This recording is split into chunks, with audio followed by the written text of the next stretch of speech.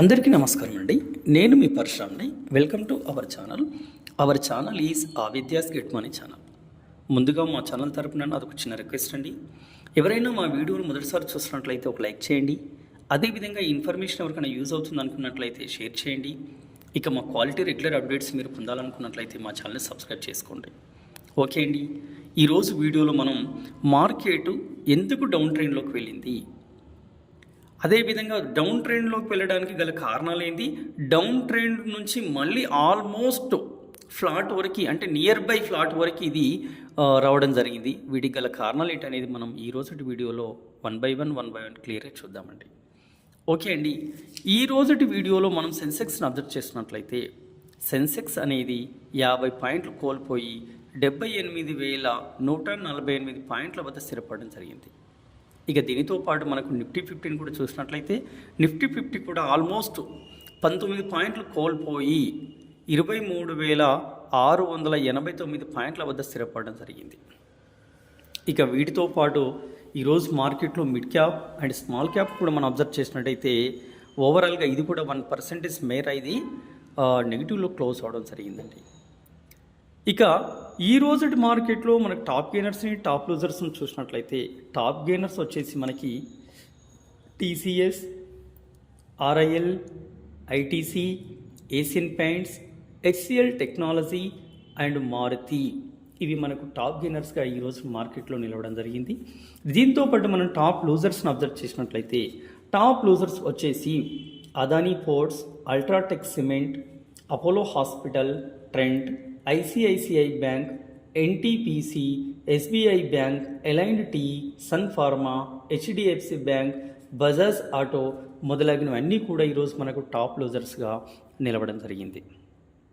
Okay అండి, అసలు ఇవి ఎందుకు మనకి ఈరోజు మార్కెట్ అనేది మార్నింగ్ నుంచి మనకి ఎండ్ ఆఫ్ ది డే వరకు డౌన్ ట్రెండ్లకు వెళ్ళి మళ్ళీ మోస్తారులో అంటే నియర్ బై మనకి ఉన్నటువంటి ఏరియాకు దగ్గరలో వచ్చింది. దీని గల రీజన్ ఏంటి అని అనేది ఈ రోజు వీడియోలో మనం క్లియర్గా చూద్దామండి. ఇక ముఖ్యంగా మనకు నాకు తెలిసినంత వరకు ఈ విధంగా ఈరోజు మార్కెట్ అనేది ఎంతో కొంత నెగిటివ్లో క్లోజ్ కావడానికి గల ముఖ్య కారణం వచ్చేసి ఏంటి అంటే మనకు జీడిపి వృద్ధి రేట్ అండి. యాక్చువల్లీ మనం జీడిపి వృద్ధి రేటును చూసినట్టయితే ఇక మోస్తారుగా అందరూ కూడా ఆల్మోస్ట్ ఆర్బీఐ వాళ్ళు కూడా మనకు జీడిపి వృద్ధి రేటును 2024-2025 సంవత్సరానికి 6.6% ఉంటుందని వాళ్ళు ఎక్స్పెక్ట్ చేస్తున్నారండి. అంటే లాస్ట్ ఇయర్తో కంపేర్ చేసినట్టయితే ఇది చాలా తక్కువ అండి. ఇక లాస్ట్ ఇయర్ చూసినట్టయితే మనకు 2023-2024 సంవత్సరానికి సంబంధించినటువంటి జీడిపి వృద్ధి రేటు చూసినట్టయితే 8.2% ఉందండి. సో కాబట్టి లాస్ట్ ఇయర్తో కంపేర్ చేసేది తక్కువగా నమోదవుతుంది. కాబట్టి మోస్ట్లీ అన్ని కంపెనీస్ అన్నీ కూడా మనకి నెగిటివ్లో క్లోజ్ అవ్వడం జరిగింది. ఇక దీనితో పాటు మనకు చూడండి కోవిడ్ తర్వాత అసలు యాక్చువల్గా కోవిడ్ సిచ్యువేషన్లో కూడా మనకు -5.8% అనే జీడిపి వృద్ధి రేట్ అనేది నమోదు జరిగింది. ఇక కోవిడ్ తర్వాత ఇప్పటి వరకు కూడా ఇదే మనకు కనిష్టం అని చెప్పేసి మనకు పెద్దలు చెప్తున్నారండి. అంటే 4 సంవత్సరాల కనిష్టంగా ఈ సంవత్సరం మనకు జీడిపి వృద్ధి రేటు ఉండబోతుందని అంచనాలు వేశారు. కాబట్టి మనకు మార్కెట్లు అన్నీ కూడా ఈ యొక్క జీడిపి వృద్ధి రేటును బేస్ చేసుకొని ఈరోజు నెగిటివ్లో క్లోజ్ అవ్వడం అనేది జరిగింది. ఇది మొట్టమొదటి రీజన్ అండి. ఇక నెక్స్ట్ రీజన్ వచ్చేసి మనం ఫ్రీక్వెంట్గా మాట్లాడుకుంటున్నటువంటి రీజన్లో నెక్స్ట్ వచ్చేసిందంటే మన యొక్క ఇండియన్ రూపీ అండి. మన ఇండియన్ రూపీ వచ్చేసి ఈరోజు 85.87 వద్ద స్థిరపడడం జరిగింది. అంటే దీని మీనింగ్ ఏంటి, డాలర్ అనేది స్ట్రాంగ్ అయింది, రూపాయి అనేది మనకు బలహీన పడిపోయింది. అంటే $1 ఈక్వల్ టు 85.87 అని దీని మీనింగ్ అండి. అంటే మనం ఆల్రెడీ రెగ్యులర్గా ఉన్నటువంటి మన యొక్క వీడియోస్లో మనం చెప్తూనే ఉన్నామండి. ఇక మనకు డే బై డే రూపాయి అనేది క్షీణించిపోతుంది, డాలర్ అనేది బాగా స్ట్రాంగ్ అయిపోతుందని చెప్తున్నాం. సో ఎప్పుడైతే రూపాయి క్షీణించిపోయిందో అప్పుడు మన ఫారిన్ ఇన్వెస్టర్స్ మన ఇండియన్ మార్కెట్లో అనేది వాళ్ళు పెట్టుబడి పెట్టడానికి కొద్దిగా ఆలోచిస్తున్నటువంటి విషయం. కాబట్టి ఫారినర్ సెల్లింగ్ అనేది కంటిన్యూస్గా ఉంటుందండి. ఇక సో వాట్ ఎవర్ వాళ్ళ సెల్లింగ్తో పాటు మనకు కొన్ని ప్రభావాలు అయితే మార్కెట్లో ఉన్నాయి. కాబట్టి ఈరోజు మనకు మార్కెట్ అనేది కాస్త కొంచెం అంతవరకు మనకు నెగిటివ్లో క్లోజ్ అవడం అనేది జరిగింది. ఇది సెకండ్ రీజన్ అండి. ఇక మూడో రీజన్ వచ్చేసి మాత్రం ఇక వీక్ గ్లోబల్ క్యూస్ అండి. అంటే ఓవరాల్గా మనకు గ్లోబల్ వైజ్ చూసుకున్నట్టయితే మనకు అన్నీ కూడా చాలా వీక్గా మనకు ఉన్నాయండి. కాబట్టి మనకి ఈ వీక్ గ్లోబల్ క్యూస్ వల్ల కూడా మార్కెట్ అనేది కొంతవరకు మనకు ఈ రోజు నెగిటివ్లో క్లోజ్ అవ్వడం అనేది జరిగింది. ముఖ్యంగా ఈ 3 రీజన్స్గా మనం చెప్పుకోవచ్చు అండి. అంతకుమించి మనకు వేరే రీజన్స్ అయితే పెద్దగా ఏం లేవు. అంటే అదే మీకు తెలిసిన విషయమే అండి. ఎందుకంటే ఇప్పుడు కమింగ్ డేస్లో అంటే మనకు జనవరి 31 వరకు కూడా మనకు Q3 రిజల్ట్స్ అయితే వన్ బై వన్ కంపెనీస్ అనేది మనకు అవి రిపోర్ట్ చేస్తున్నాయండి.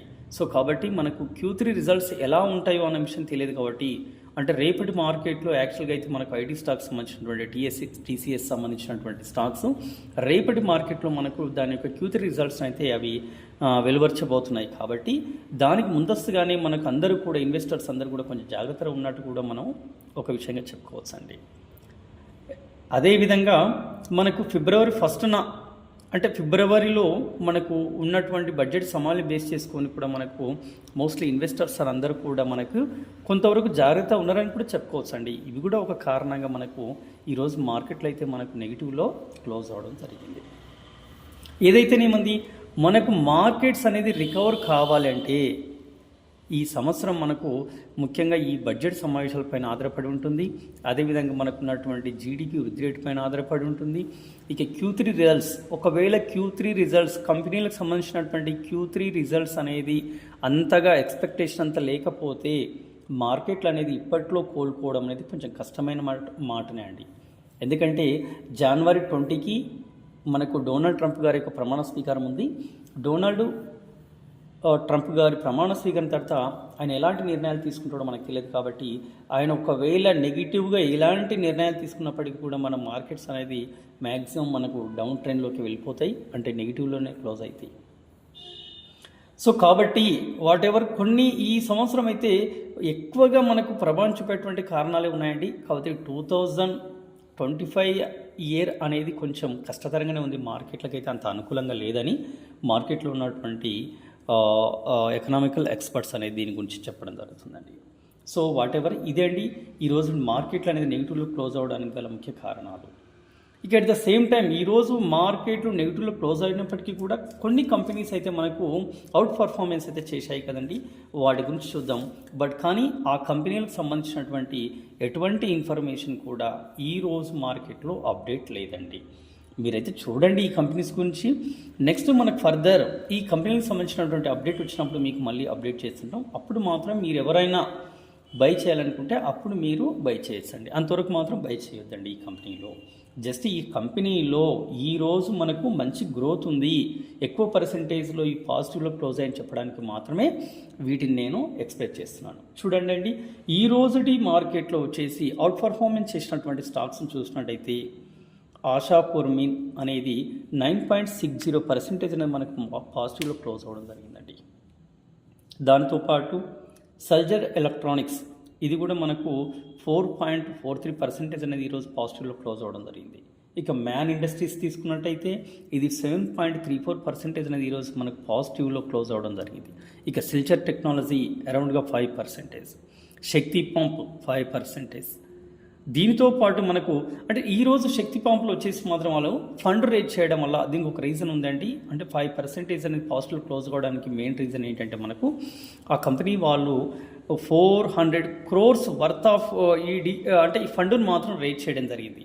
అందుకని ఈరోజు మనకు శక్తి పంప్ అనేది 5% అనేది మనకు పాజిటివ్లో క్లోజ్ అవ్వడం జరిగింది. దీంతో పాటు అనంతరాజ్ స్టాక్ వచ్చేసి కూడా మనకు 5.69% అనేది మనకు పాజిటివ్లో క్లోజ్ అవ్వడం జరిగింది. సో ఇవి ముఖ్యంగా ఈరోజు ఉన్నటువంటి మార్కెట్లో మంచిగా అంటే 5% మనకు క్లోజ్ అయినటువంటి స్టాక్స్ అండి. ఇక దీంతో పాటు మనకు ఒక పెన్నీ స్టాక్ని అబ్జర్వ్ చేసినట్టయితే IGCIL ఈ పెన్నీ స్టాక్ అనేది కూడా మనకు 4.96% అంటే అరౌండ్గా 5% అనేది మనకు పాజిటివ్లో క్లోజ్ అవ్వడం జరిగింది. ఈరోజు మార్కెట్లో అవుట్ పర్ఫామ్ చేసినటువంటి స్టాక్స్ అండి ఇవి. దీని గురించి ఎలాంటి అప్డేట్స్ అయితే లేవండి. ఏ అప్డేట్ వచ్చినా ఖచ్చితంగా మళ్ళీ మీకు ఇన్ఫామ్ చేస్తాను. జస్ట్ ఈరోజు మన మార్కెట్లో మంచి పర్ఫామ్ చేసినటువంటి కంపెనీస్ని స్టాక్స్ని మాత్రమే మీకు తెలపడం జరిగింది. ఓకే అండి, ఇది.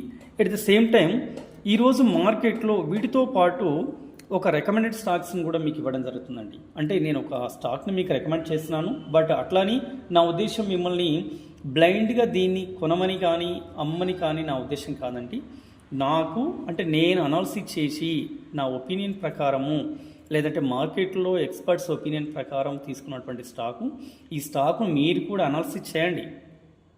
అంటే ఫండమెంటల్గా స్ట్రాంగ్ ఉందా, అదేవిధంగా టెక్నికల్గా స్ట్రాంగ్ ఉందా అన్న విషయం తెలుసుకున్న తర్వాతనే ఈ స్టాక్లో మీరు ఇన్వెస్ట్ చేయడానికి ట్రై చేయండి.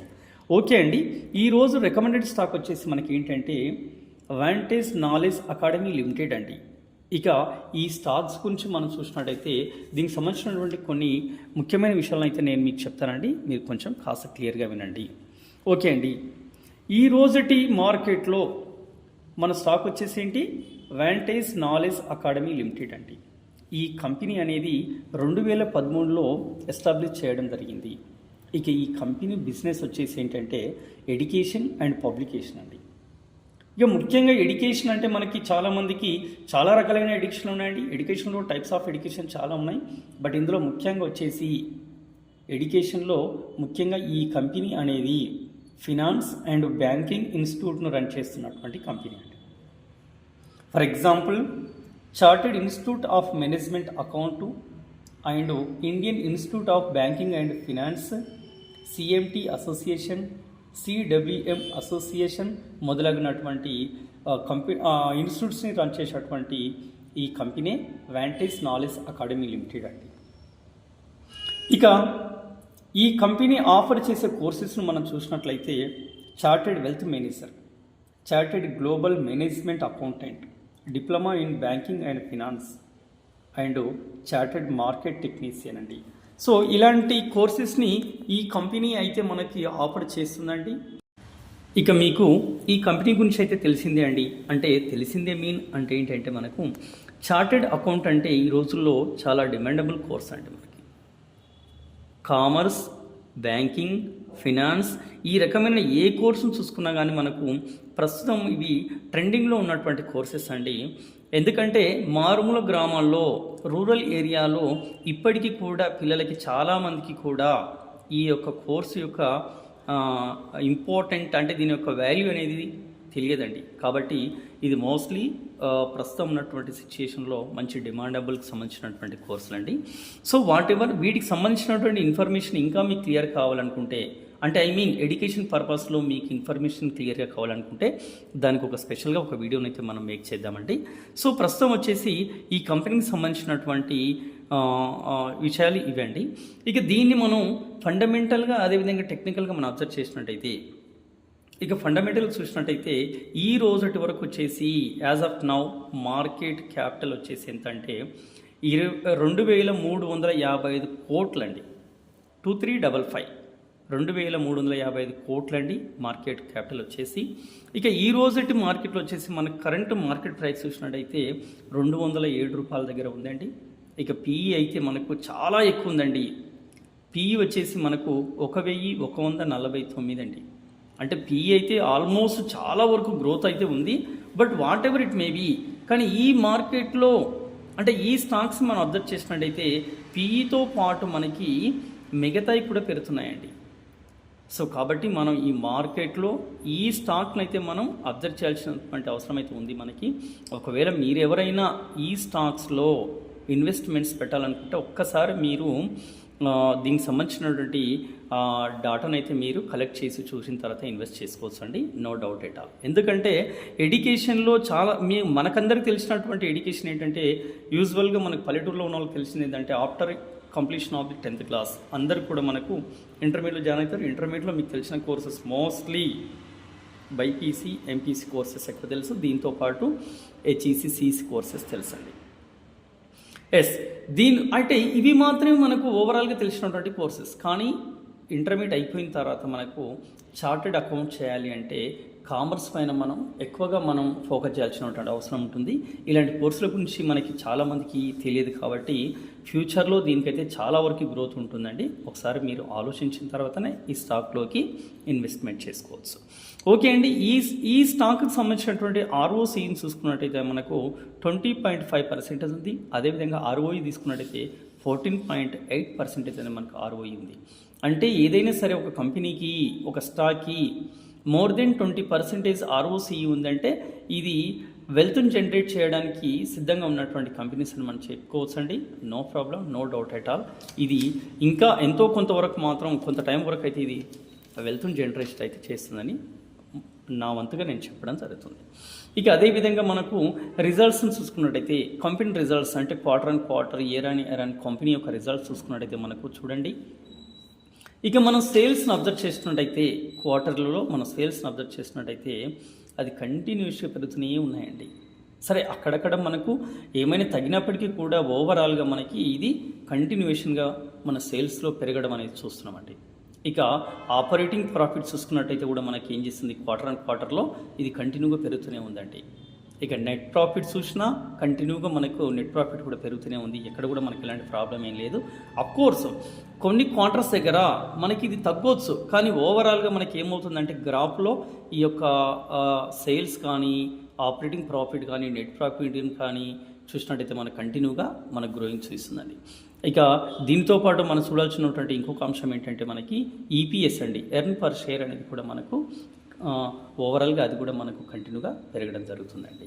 సో కాబట్టి ఖచ్చితంగా ఈ స్టాక్నైతే మనం ఆలోచించాల్సినటువంటి స్టాక్ అండి. ఇది ఇన్వెస్ట్ చేయాలా చేయకపోవడం సెకండ్ థింగ్, బట్ ఇలాంటి స్టాక్స్ అయితే మనం ఆలోచించి మనం తీసుకోవాల్సినడానికి ఉన్నటువంటి స్టాక్స్లో ఇది ఒక మంచి స్టాక్ అండి.